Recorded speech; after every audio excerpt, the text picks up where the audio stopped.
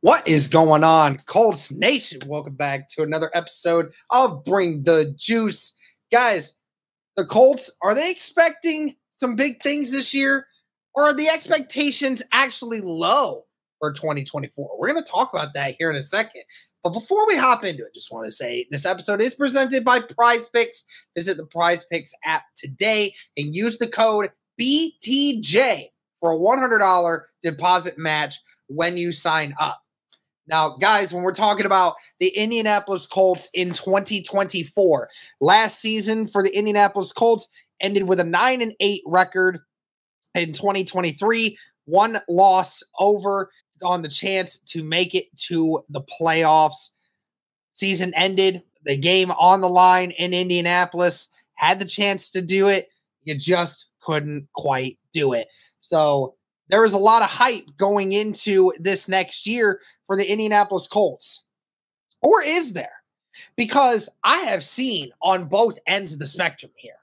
We have seen a lot of people who call themselves analysts say that they don't think the Indianapolis Colts are going to be good this year. As a matter of fact, a lot of people saying that they're going to be 3+ games worse than what they were in 2023. Now, I don't understand how that's physically possible. I'm going to sit here and say to myself, the expectation is high for the Indianapolis Colts from my personal perspective. Now, for some other people's perspective, the Indianapolis Colts, they think the Indianapolis Colts are not going to be great at playing football this year. And we're going to talk about a few of the reasons as to why. So, as I mentioned, guys, I think there's highs and there's lows. Let me kind of explain some of the reasons why I think expectations are low for the Indianapolis Colts going into this. First of all, last season, a lot of people did not expect the Indianapolis Colts to actually be good in 2023. Remember, the Indianapolis Colts were 3-2 through the first 5 weeks of the season. You beat teams like the Houston Texans. You beat teams like the Baltimore Ravens in overtime. You came back and sent the game against the Rams into overtime. Then you beat the Titans at home. So you were feeling pretty good about yourselves through the first 5 weeks of the season. Then it kind of dropped off a little bit, but then the Indianapolis Colts went on a 4-game winning streak. They beat the Panthers, they beat the Patriots, they beat the Buccaneers, and then beat the Titans as well. So the Indianapolis Colts, they went on a little bit of a run again. And then at the end of the year, we're talking about it, the Indianapolis Colts, they had a chance to win the division and make it to the playoffs with a win at home against Houston. They didn't quite make it, but again, for the Colts to be in that situation, being 9-7, going into the final game of the season for the Indianapolis Colts, a lot of people did not expect the Indianapolis Colts to be there. And I think a lot of people think that was a fluke. And, again, I don't think that's possible, but a lot of people, some people in the national media deem to think that that is true. Again, the Colts as well did not have a lot of eyes on them once Anthony Richardson went out with an injury. Remember, that was the big question for the Indianapolis Colts going into 2023. One, was Anthony Richardson even going to be good enough to be a starter? And if he was somehow named a starter, how is he going to actually look? And not only did Anthony Richardson go out and actually become the starter for the team, he actually looked pretty darn good, if I had to say so myself. Amazingly enough, I would have said was probably the second best rookie quarterback in the class. Obviously, when you talk about Bryce Young, C.J. Stroud, Anthony Richardson, Will Levis, the big four that everyone was talking about, Will Levis was not starting at that time. And, of course, at the time as well, Bryce Young was getting into it. Bryce Young struggled for the majority of last season. C.J. Stroud didn't quite put it together till week 3, 4, or 5. And, he had a couple good outings, but, C.J. Stroud wasn't the C.J. Stroud we all knew of at the end of the year. So early in the year, I would have argued that Anthony Richardson, albeit again, was not healthy. I get it. But at the beginning of the season, Anthony Richardson was playing just as good, if not better, than all of them when the season first started. So Anthony Richardson, when he went out, all the eyes went away from the Indianapolis Colts. A lot of people just said, oh, the Indianapolis Colts are just not going to be that great. Or even if they somehow keep hanging around, there's really not a whole lot to really pay attention to. And then a lot of people still thought that Minshew was a good quarterback, and people are still unsure of Richardson being the Indianapolis Colts quarterback of the future. That's a lot of the reason why. That Minshew, again, they were able to win games with Gardner Minshew. They were not winning games because of Gardner Minshew. They were winning games in spite of Gardner Minshew the majority of the time. But again, some people didn't quite understand that. And then, of course, one of the main reasons we always talk about the Indianapolis Colts, a lot of people just don't watch film on them. They don't understand the Colts. A lot of people just see the Colts, and they just see this team that might be a little outdated still because they don't understand the Colts market, because we're a small market team. A lot of people don't pay attention to the Indianapolis Colts as much as they could be, but they don't. And a lot of people believe they will only fall behind because of what has happened in the division from this last year and into the offseason. The Houston Texans, they win the division.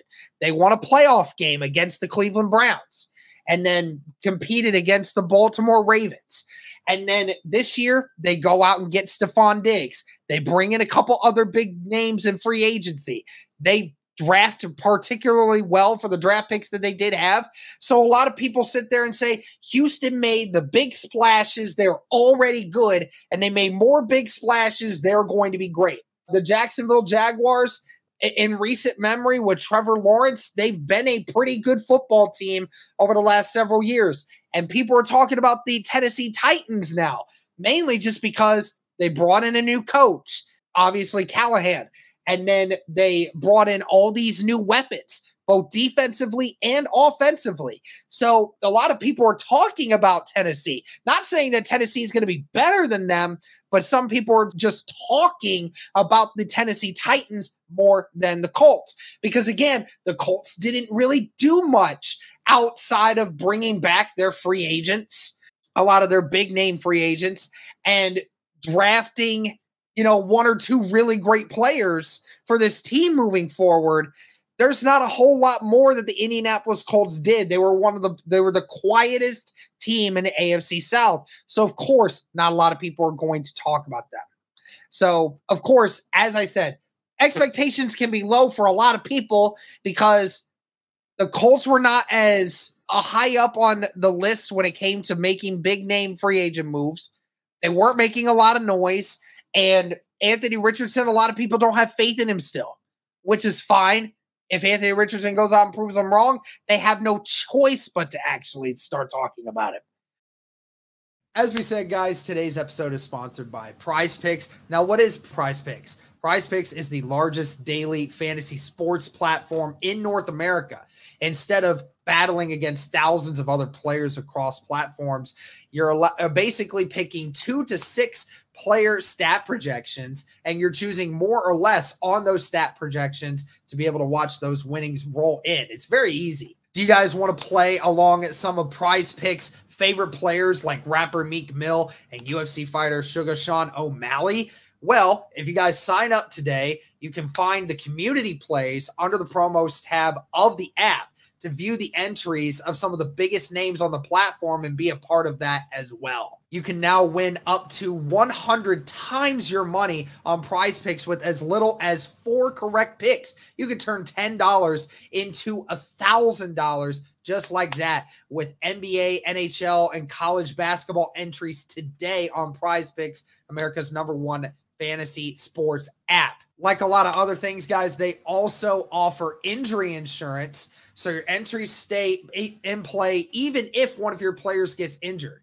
So if someone exits the game in the first half and does not return in the second, that player projection won't count against you and the rest of your entry stays live. So it's great bounce back for that one. What I love about the app as well, guys, is it's not just sports like NBA, NHL, football and tennis and baseball and all these other things, but there's also a lot of others that go into it as well. If you like to place entries on video game situations like Call of Duty, CS2, Apex, if that's something that appeals to you, there's a wide variety of sports and video games and everything else that you can place entries on. And I love how expansive it is. Even just looking at the NBA, there's entries you can make with turnovers, with points. You can do combo deals, dunks, field goals attempted, all of these different things. So there's just so many different ways to make money off of these entries. Be sure to download the app today and use code BTJ for a first deposit match up to $100. Again, download the app today and use code BTJ for a first deposit match up to $100. Again, it's sponsored by Prize Picks. Pick more, pick less. It's that easy. Now, let's talk about some of the high expectations. Why do we have high expectations for this team? Well, a lot of diehard fans know what this team is capable of. This is a team that in 2023 was after a season in which the Colts had one of their worst offensive outputs in franchise history, was a laughing stock of the NFL that year, the fourth team overall in the draft, and the Indianapolis Colts came in with a new head coach, a new quarterback, a new scheme, a new developmental system, and all this other stuff. And the Indianapolis Colts exceeded expectations. A lot of us didn't know if the Colts would win 7 or 8 games. Most of us didn't think they actually would. We were just hoping the Colts would win more than 4 games the next year and hope that we would see some progress as to this team moving forward. So instead, you went from 4-13 the previous year to then going 9-8 with a chance. You had a chance to make the playoffs in 2023. So you went from the bottom of the barrel to scratching to the top, all within a span of a year with young, inexperienced guys in a system that was still fresh and brand new. And when it comes to the Indianapolis Colts, the expectation is high if certain players remain healthy. It all starts with the quarterback room and Anthony Richardson. If he remains healthy, this team can thrive. And of course, if Jonathan Taylor can remain mostly healthy, we need our best offensive weapon to be on the field helping Anthony Richardson. Of course, defensive line, that unit definitely needs to remain healthy. Cornerback room, that room needs to be healthy. It was decimated last year with injuries. Now, there's a bunch of different units that we can talk about. We can talk about practically every unit when it comes to this, but that's just a couple of examples that I mentioned. But if those units can remain healthy, this team can compete with anyone. Anyone. But as I mentioned before, guys, this is a young team. We're the second or third youngest team in the NFL right now. I think it's the third youngest team in the NFL. And we're a young team led by a young head coach who's going into his second year as a head coach. And with another year of experience for a lot of these guys, you're going to see this team thrive with having an understanding of how the NFL works. A lot of players that you had last year had to be guys that had to step up. We talk about Josh Downs. We talk about Juju Brents. We talk about Jalen Jones and a couple other guys that I'm having to mention off the top of my head, Blake Freeland. You know, so there's a culmination of all these guys that just have to continue to keep putting it all together. And again, this is a team that is getting a lot of its best playmakers back. And there's a lot of unprovenness with these guys. But the Indianapolis Colts have one of the most athletic teams in the NFL. And they showed you last year, even with adversity, with the quarterback position, with the running back room in shambles at times, only one wide receiver that really made a difference week in and week out because of the quarterback and the scheme that had to happen. The tight end room that was decimated. An offensive line that did remain healthy, thank God. A defensive line that had one of the most sacks of the season, but still was not effective in every game. And then a cornerback and safety room that was decimated with injuries. And this team still was able to win more games than they lost. And if that is to show you what this team can be when it's not healthy and as young as it is and inexperienced in the system that it is, if Shane Steichen can have his guys healthy and moving at the pace that he wants, there's nothing stopping this team. There's nothing stopping this team. They're just as good as anyone out there if they hit the ground running and fully invest in Shane Steichen's system. But that's going to do it for this one, guys. Let me know. Are your expectations high for the Colts? Are you expecting those expectations to go down a little bit? Should the Indianapolis Colts fan base take a chill pill, basically? I'm not. You can't tell me what to do. I'm high on the expectations. I'm all for it, baby. Let's get it going, guys. You already know what it is. Thank you so much for all the support. And as always, guys, go Colts.